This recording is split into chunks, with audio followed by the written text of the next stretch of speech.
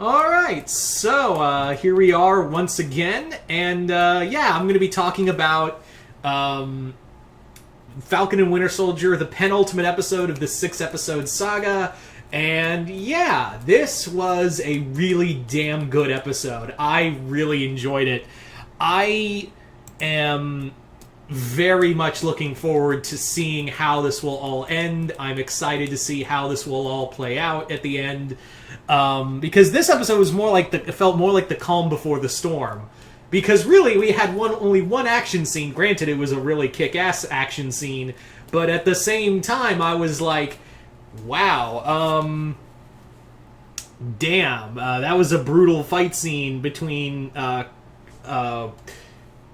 John Walker against Bucky and Sam, and that's really the only action you get, which you would think that would be the final part of the episode, where everything else was just building up to that final fight. But nope, it is the start of it. It is very much the start of this hour-long episode. Yeah, we got an hour-long one, and something's telling me, like, I've got this weird feeling that we're going to be seeing, like, the end of this. The final episode is going to be like fucking hour and a half.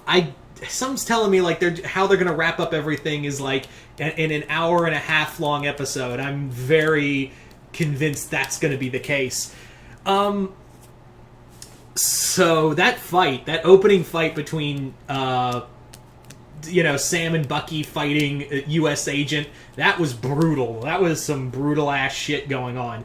But it shows that that Walker knows how to fight. Like, yeah, you've got two well-trained soldiers. One of them's an ex-assassin for Hydra, and then John Walker does have the super soldier serum. But people are like, oh, it's 2-on-1, and John's only had the super soldier serum for only like 30 minutes. Like, he wouldn't know what to do. Oh my god, he is kicking some ass. So yeah. Also, John Walker, like how they discharge him. They don't like dishonorable discharge him, but like what they do essentially is a slap. Like, that's a slap on the wrist. Like, if anything else, it's literally a slap on the wrist for what John did. I mean, yeah, it was horrible, and he should have deserved a lot worse.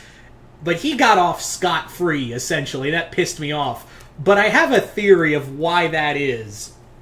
Because, yeah, we get Contessa de la Fontaine. I know I butchered that name, but yeah. Also, for the briefest moment, Julia Louise-Dreyfus, when she showed up, I was like, did we just cross over with Veep? Or, better put, did we cross over with Seinfeld? Did we just... Where's Kramer? But yeah, so for those who don't know who De La Fontaine is that she is... Sometimes she's regarded as, like, Fury's ex-wife. Because they did have a thing, like, she was like his Bond girl before he was the director of S.H.I.E.L.D. And then, like, he was, and she was also like an agent of S.H.I.E.L.D., but she's also, like, she later became Madam Hydra. And I've got a feeling that she's definitely playing the Madam Hydra vibes very high right now. She is very much playing the Madam Hydra routine as it stands, because holy shit, is something feel really wrong here, because the way she talks is like, oh, I've got very powerful friends. I was like, I thought Hydra was dead. I guess it's not. I got a feeling that, yeah, we're looking at Hydra, and that also leads to the guy who helped, like, the general in charge of the program, and also in charge of, like, reorganizing the refugees that are returned from from being dusted by Thanos. And how he, like, talks at the end of the episode, like, oh, let's just put him back, and other world leaders are like, no, dude, this is really dumb. They're not cattle, they're human beings. Like, oh, we'll just use military force. And it got me thinking, maybe Hydra is back. Maybe this dude, because she showed up, De La Fontaine showed up real fucking quick. Like, right after he got... And, again, John Walker should have been put in a court-martial for what he did, all things considered. But he got off scot-free, and along comes Madam Hydra herself, and she's like, hey, you want to talk to my... I'll come talk... Don't call us, we'll call you. And then how the way the guy was talking at the end of the episode makes me go, something wrong here. Like, there feels like something's up. Like, something's really, something's going wrong in, something smells. Like, something smells wrong. Like, are we seeing the resurgence of Hydra in this show with maybe Zemo in charge? Because I got a feeling, like, after the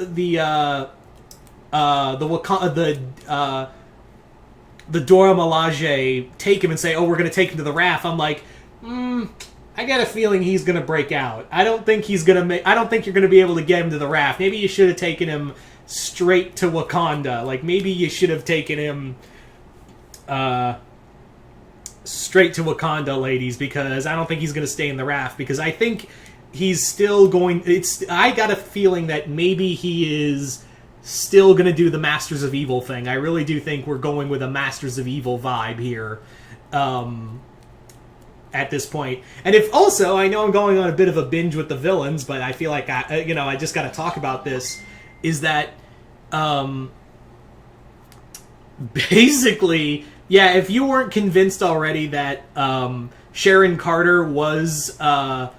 if you weren't convinced already that Sharon Carter wasn't the power broker, I'm pretty sure everyone's like, oh yeah, she's the power broker. There's no way around it. She is the Sharon Carter is the power broker, because you could hear her talking to Batroc over the phone, and along comes Batroc.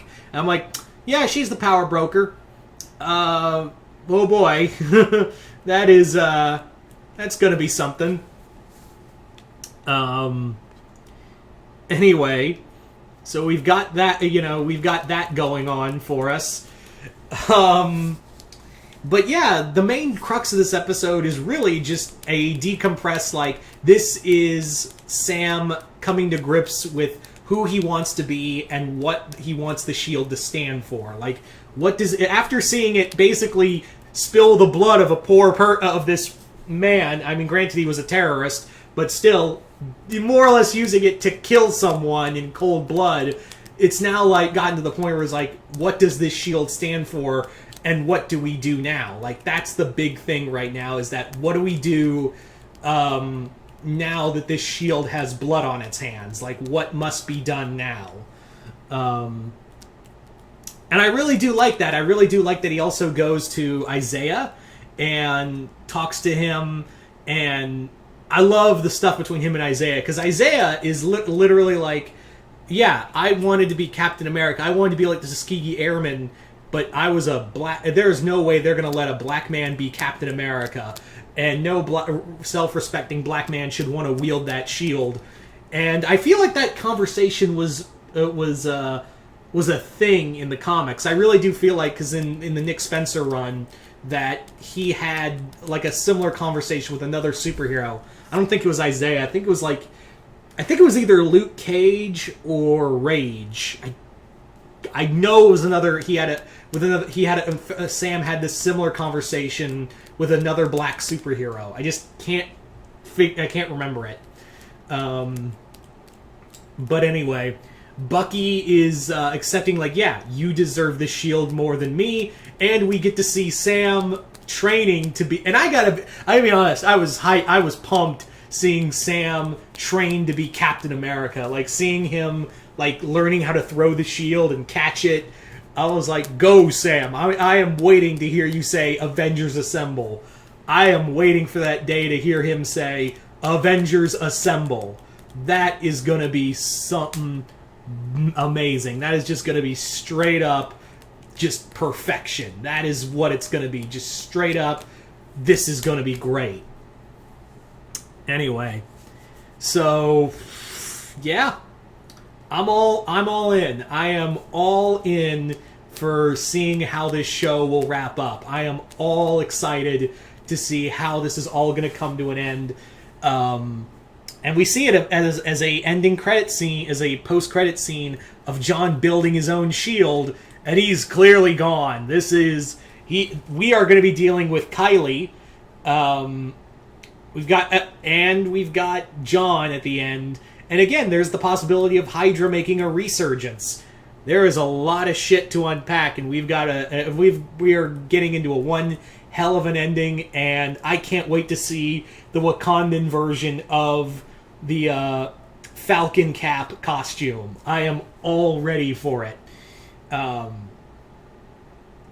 I am so, like, this show has been so goddamn good. But you guys tell me in the comments below, what did you guys think of this episode? Did you guys like it, hate it? Comment below, let me know. And once again, I'm Mr. Multiverse. I'll see you next time in the Multiverse.